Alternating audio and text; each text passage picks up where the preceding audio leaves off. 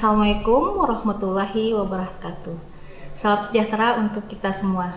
Perkenalkan, saya Emilia Nur, salah satu dosen tetap Program Studi Pendidikan Fisika, Departemen Fisika Universitas Negeri Padang, UNP. Video ini dibuat untuk memenuhi salah satu persyaratan sertifikasi dosen 2025, yang mana pernyataan diri dosen, unjuk kerja Tridharma Perguruan Tinggi PDD UKT-PT pada bidang pengajaran. Baik, pada kesempatan kali ini saya akan menyampaikan terkait salah satu mata kuliah yang saya ampu dan merupakan mata kuliah yang menjadi bidang keahlian saya, yaitu adalah evaluasi pembelajaran fisika. Mata kuliah ini merupakan mata kuliah wajib bagi mahasiswa semester 4 dengan bobot 3 SKS. Diselenggarakan dalam 16 kali pertemuan tatap muka dengan rincian diantaranya 14 kali pertemuan untuk materi dan 2 kali pertemuan untuk UTS dan UAS. Pada mata kuliah ini, materi yang dibahas diantaranya yang pertama adalah konsep, evaluasi, asesmen, pengukuran, dan tes. Yang kedua, prinsip, tujuan, pendekatan, dan jenis asesmen. Yang ketiga adalah teknik, penilaian, dan rubrik penskoran. Yang keempat adalah langkah-langkah pelaksanaan penilaian proses pembelajaran. Yang kelima, analisis item soal tes hasil belajar. Nah, setelah menyelesaikan materi di minggu 1 sampai minggu 12, mahasiswa akan melaksanakan studi kasus di sekolah menengah untuk membandingkan teori yang telah mereka pelajari di kelas dengan kondisi keterlaksanaannya di lapangan.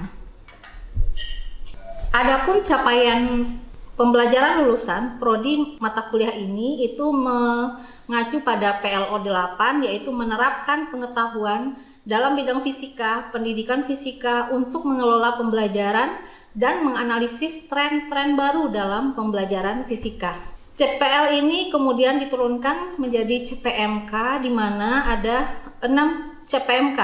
Yang pertama yaitu menganalisis perbedaan dan persamaan dari berbagai sudut tentang evaluasi, asesmen, pengukuran, dan tes, serta mengidentifikasi konsep-konsep dan langkah pelaksanaan asesmen pada program studi pendidikan fisika.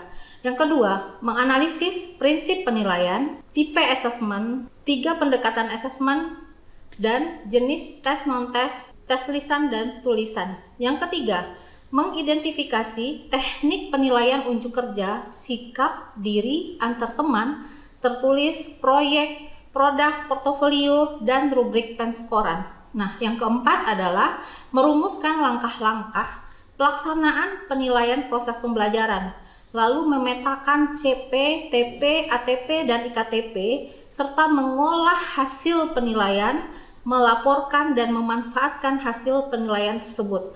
Yang kelima, menganalisis item soal hasil belajar, validitas, reliabilitas, indeks kesukaran, daya beda, dan lain-lain. Yang keenam, membandingkan teori yang telah dipelajari dari minggu 1 ke minggu 12 dengan keterlaksanaannya di tingkat menengah, sekolah tingkat menengah. 3 komponen dalam pelaksanaan proses pembelajaran itu saya menggunakan 3 teknik, yaitu delivery, interaction, dan assessment. Pada tahapan delivery, saya akan memberikan materi serta RPS yang dapat diunduh mahasiswa di sistem e-learning UNP yang bernama Smile. Nah, materi yang saya sampaikan didukung oleh beberapa media pembelajaran, diantaranya Quizzes, Wordwall, maupun PPT dan Canva. Nah, di tahapan interaction pada mata kuliah ini melibatkan komunikasi 2 arah antara dosen dan mahasiswa. Nah, berupa diskusi, tanya jawab, kolaborasi, refleksi bersama. Nah, di bagian assessment saya menggunakan kriteria sesuai rubrik yang sudah dibagikan kepada mahasiswa di dalam RPS. Nah, di dalam itu akan ada teknik portofolio, kinerja, dan penilaian teman dan penilaian diri. Penilaian akhir diperoleh dari UTS 10%, UAS 10%, tugas 15%, kuis 5%, studi kasus 30%, dan tim based project 30%. Proses pembelajaran mata kuliah ini menggunakan metode inquiry, diskusi, presentasi, dan penugasan. Referensi yang saya gunakan ada beberapa buku dari beberapa ahli dan juga artikel jurnal bereputasi yang memiliki nilai kebaruan agar mahasiswa mampu mengikuti perkembangan ilmu pengetahuan dan teknologi. Baik, berikut adalah video pembelajaran pada mata kuliah evaluasi pembelajaran fisika pada pertemuan ketiga dengan materi prinsip, tujuan, pendekatan, dan jenis asesmen pembelajaran. Mari kita simak. Assalamualaikum warahmatullahi wabarakatuh. Waalaikumsalam warahmatullahi wabarakatuh. Cerah nih wajahnya ya. Gimana kabarnya siang ini semuanya? Alhamdulillah. Masih semangat ya? Masih. Walaupun udah siang, Ibu harapkan semuanya masih semangat. Di waktu kita untuk belajar, apa mata kuliah hari ini? Evaluasi pembelajaran fisika. Oke, hari ini adalah minggu ke-3 dari 16 kali pertemuan kita yang kita sepakati di awal. Kita akan mengkaji tentang prinsip, tujuan, pendekatan, dan jenis dari asesmen. Nah, semuanya sebelum kita memulai, kita berdoa terlebih dahulu menurut kepercayaan masing-masing. Berdoa dimulai. Oke, selesai. Oke, hari ini Ibu akan mulai dengan persepsi dulu, mengingat lagi nih materi sebelumnya ya. Nah, di minggu lalu kita sudah mengkaji nih apa saja perbedaan, kita mengidentifikasi apa itu evaluasi, apa itu penilaian, apa itu pengukuran, apa itu tes. Nah, siapa nih yang masih ingat kira-kira apa saja perbedaan antara keempat tadi? Oke, Jana. Baik Bu, dari pelajaran minggu lalu yang dapat Jana pahami ada berbagai aspek Bu, di mana evaluasi di sana nanti ada pengambilan keputusan Bu, kemudian asesmen, perbaikan pembelajaran, pengukuran kuantifikasi hasil, dan tes mengukur capaian siswa Bu. Oke, ada perbedaan ya. Kalau di tes itu kita melihat bisa mengukur. Nah, kalau di bagian evaluasi kita seperti mengambil kesimpulan nih dari asesmen yang kita lakukan. Asesmen itu adalah di proses yang kita lakukan ya. Tesnya kita berikan, lalu kita bisa ukur. Pengukuran kita ukur, kuantitatif kan diangkakan, itu pengukuran. Lalu kita kumpulkan data-data asesmen itu, terakhir kita bisa evaluasi, mengambil kesimpulan dari proses tadi gitu ya.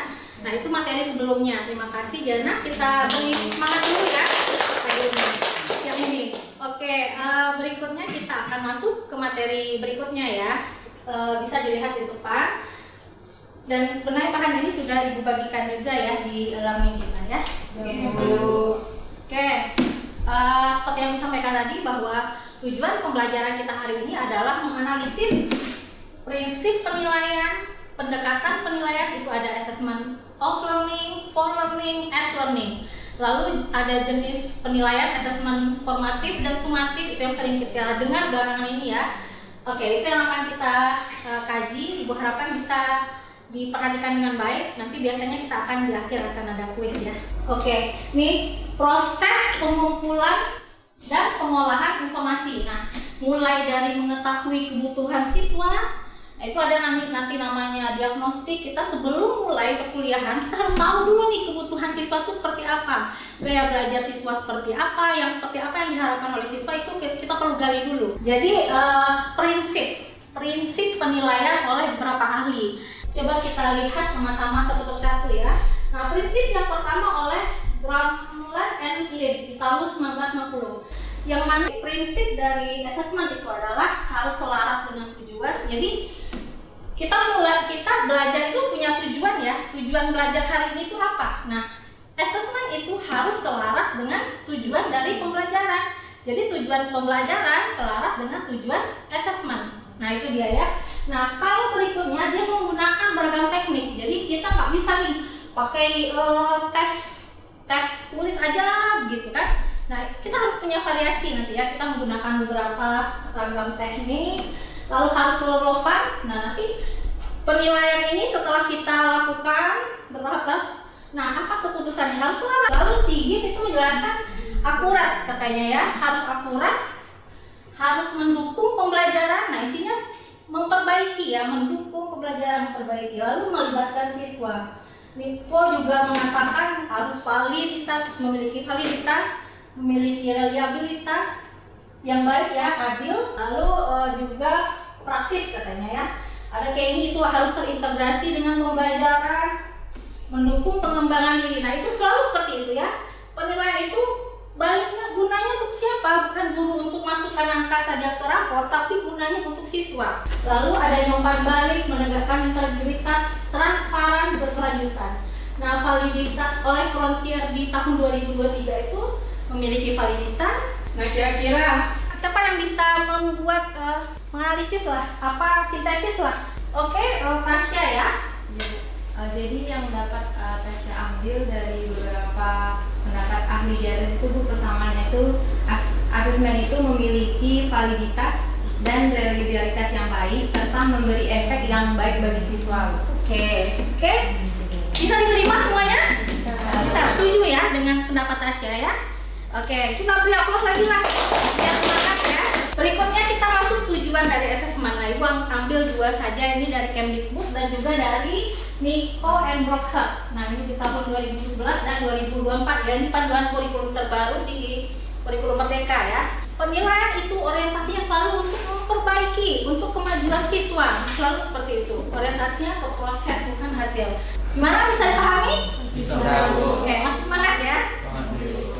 Kita akan, karena kita nggak bisa lepas nih ya kurikulum kita yang digunakan saat ini kurikulum Merdeka. Nah setelah diambil dari ahli-ahli yang sebelumnya tadi, Badan Standar Kurikulum Assessment Pendidikan. Nah itu dia ya. Nah itu ada buku panduannya ya terkait pembelajaran dan penilaian pada asesmen kurikulum Merdeka. Nah ini, bagaimana menurut BSKAP 2022 ini?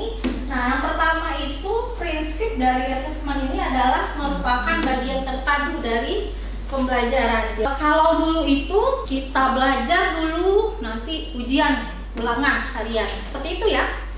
Ujian ulangan, nah seperti itu. Nah, padahal kalau sekarang itu perubahan paradigma, justru selama proses pembelajaran kita juga melakukan penilaian itu. Nah, itu dia penilaian proses. Dan kalau kita lakukan seperti itu akan berdampak baik bagi siswa.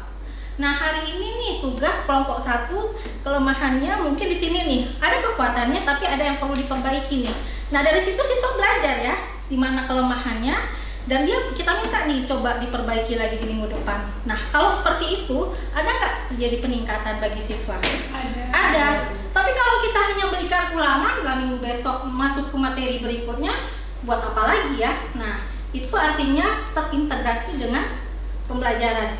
Oke. Nah, tadi Ibu sampaikan bahwa ada perubahan paradigma penilaian. Seperti ini kira-kira gambarnya ya. Terlihat tidak ini gambarnya? Ini yang di atas? Kelihatan? Nah, ini adalah yang di atas adalah asesmen tradisional zaman dulu ya. Nah, sekarang bisa dilihat ini ya.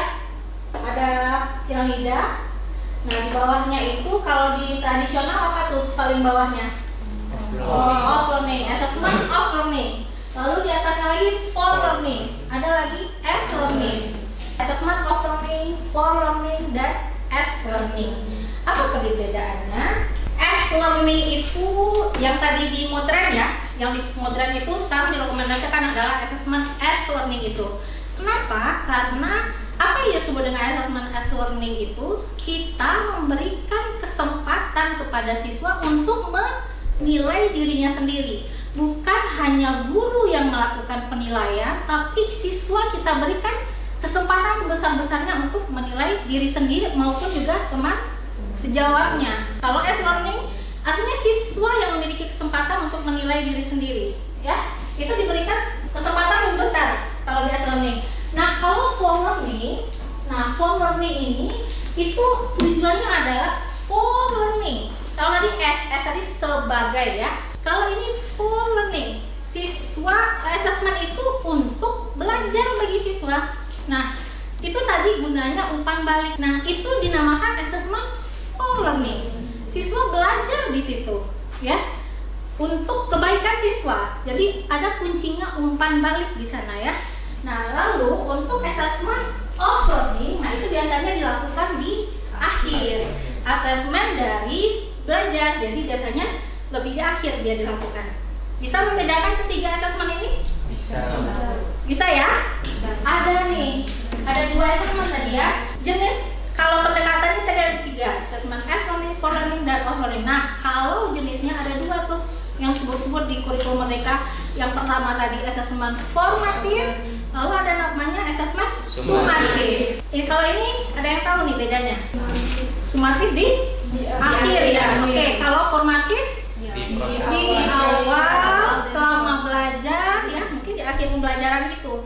Nah, kalau sumatif itu mungkin setelah beberapa minggu mungkin kita lakukan ujian tengah semester atau ujian akhir semester misalnya ya. Kalau di asesmen formatif itu, nah dia untuk mendiagnosa kemampuan awal siswa itu tadi. Nah, dia sebenarnya hampir sama nih ya dengan asesmen for learning dan as learning tadi ya. Nah, kalau sumatif itu assessment of learning ya, di akhir orientasinya ya. Oke, lalu adanya umpan balik. Nah, ini hampir beririsan ya dengan assessment for learning dan as learning tadi. Lalu mendiagnosa daya serap dari materi, memacu perubahan suasana kelas. Jadi kira-kira nih dari hasil diagnostik yang dilakukan di guru di awal untuk melihat kemampuan awal siswa, ternyata nih sebagian siswa itu kemampuannya masih di bawah masih setengah nih gitu ya. Nah, sebagian lagi udah lumayan bagus ini kemampuan awalnya. Kita sebagai guru kira-kira apa yang bisa kita lakukan? Kalau ada peluang seperti itu, kita bisa mengatur strategi ya. Nah, misalnya yang kemampuan rendah tadi nanti akan kita kelompokkan nih dengan yang kemampuan tinggi. Jadi ada transfer knowledge nanti. Yang mungkin yang agak lebih pintar mungkin mengajari temannya, atau mungkin bisa lagi strategi yang lainnya adalah kita kelompokkan nih yang sama-sama kemampuan rendah, lalu yang sama-sama kemampuan tinggi. Nah, kemampuan tinggi nih kita berikan pengayaan mungkin untuk materi yang lebih lanjut. Nah, mungkin yang kemampuan yang masih di bawah masih perlu bimbingan ini kita bimbing, kita yang guru yang mungkin membimbing. Jadi siswa akan dipandu, diarahkan oleh gurunya. Nah, yang temannya yang kemampuan tinggi ini bisa mungkin maju lagi nih ke yang berikutnya. Oke, kita berikutnya akan masuk ke asesmen sumatif. Oke, asesmen sumatif itu atau disebut juga tadi asesmen of learning-nya ya, dekat gitu. Itu biasanya memang mengetahui pencapaian hasil belajar pada periode tertentu. Nah, misalnya UTS tadi atau UAS. Ini sebenarnya ada umpan balik ya, tapi gunanya untuk semester depan lagi karena dia biasanya sudah dilakukan, atau kalau UAS berarti untuk semester berikutnya. Lalu melihat kekuatan dan kelemahan siswa. Oke, bisa dipahami kira-kira bedanya asesmen formatif, asesmen sumatif. Tadi ada pendekatan of, for, dan as learning. Bisa dipahami kira-kira? Bisa. Oke, berikut kita akan diskusi kelompok. Dibagi 3 kelompok aja. Ibu akan minta 3 pertanyaan, nanti akan diselesaikan oleh 3 kelompok berarti ya. Kita bacakan dulu yang didiskusikan di dalam kelompok. Nah, ceritanya ini ada Pak Dedi di sini. Kita mau membantu Pak Dedi ini ya. Pak Dedi ini adalah guru fisika nih yang baru bergabung di SMA, namanya Lax ya. Nah, dia diminta ini untuk mengajar di kelas 11 IPA fisika di semester 1. Nah, materinya itu ada beberapa, ada vektor, kinematika, dinamika, dan fluida. Itu di materi di semester 1 yang harus diselesaikan oleh Pak Dedi. Nah, untuk meningkatkan hasil belajar dan memastikan pemahaman konsep, Pak Dedi ini diharapkan menerapkan asesmen formatif dan sumatif. Nah, sekarang masing-masing kelompok akan membuat rancangan yang membantu Pak Dedi nih, rancangan asesmen formatif dan sumatifnya. Bagaimana Pak Dedi dapat memaksimalkan nih hasil asesmen formatif untuk perbaikan proses belajar siswa. Lalu yang ketiga, bagaimana sebaiknya guru memadukan asesmen formatif dan sumatif yang lebih berpusat kepada siswa. Oke, bisa dipahami ya? Coba tuliskan.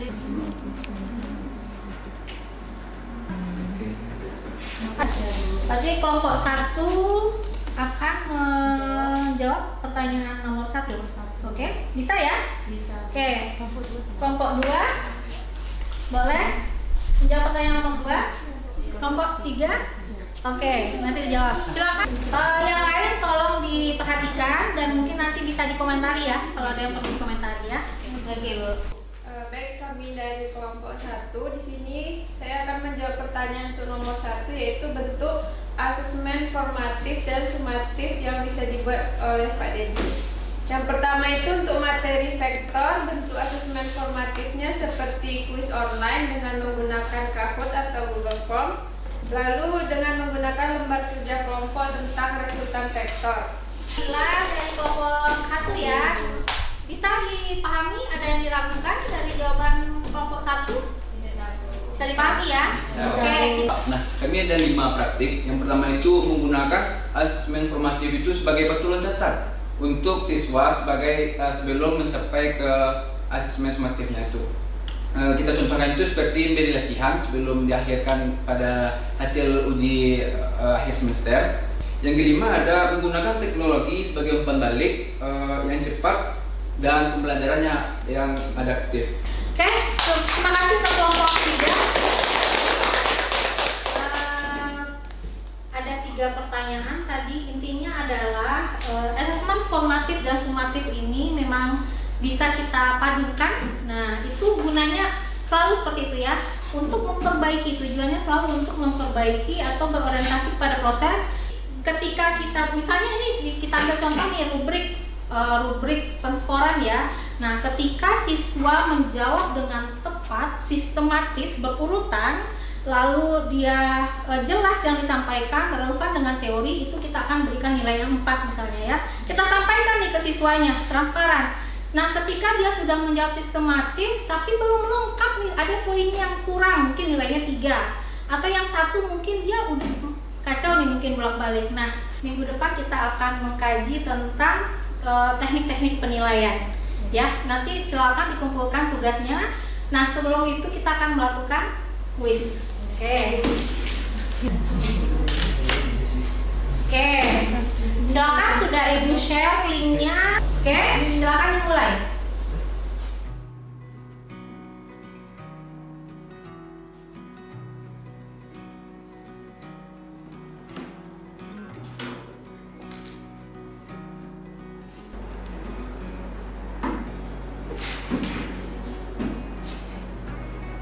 Kita beri applause untuk hari ini.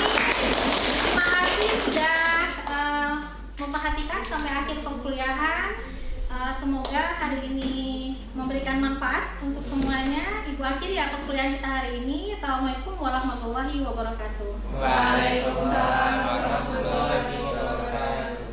Video pembelajaran pada mata kuliah evaluasi pembelajaran fisika program studi pendidikan fisika. Semoga dengan adanya video ini dapat menjadi pertimbangan yang baik dalam proses penilaian PDD UKT-PT sertifikasi dosen gelombang 1 tahun 2025 ini.